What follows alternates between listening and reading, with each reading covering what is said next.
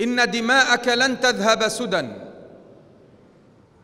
كما كل دماء هؤلاء الشهداء الأبرار. سينتهي هذا الحصار بعز عزيز أو بذل ذليل.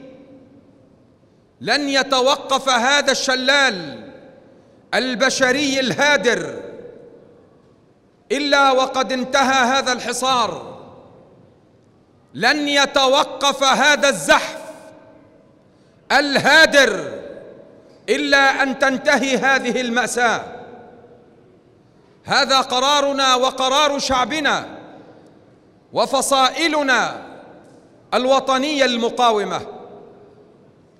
ثم هذا الدم القاني يخوض معركة على جبهة أخرى، جبهة حق العودة، الذي يتعرض إلى مؤامرة غير مسبوقة من خلال ما يسمى بصفقة القرن، من خلال تصفية الأونروا، من خلال تجفيف المنابع للدعم المالي عن اللاجئين المشردين من أبناء شعبنا في داخل الأرض المحتلة وفي خارجها، من خلال محاولات بعض العابثين أن يعيد تسمية وتوصيف اللاجئ الفلسطيني ليختزل عدد 5 أو 6 ملايين لاجئ، أن يختزلهم ب500,000 لاجئ.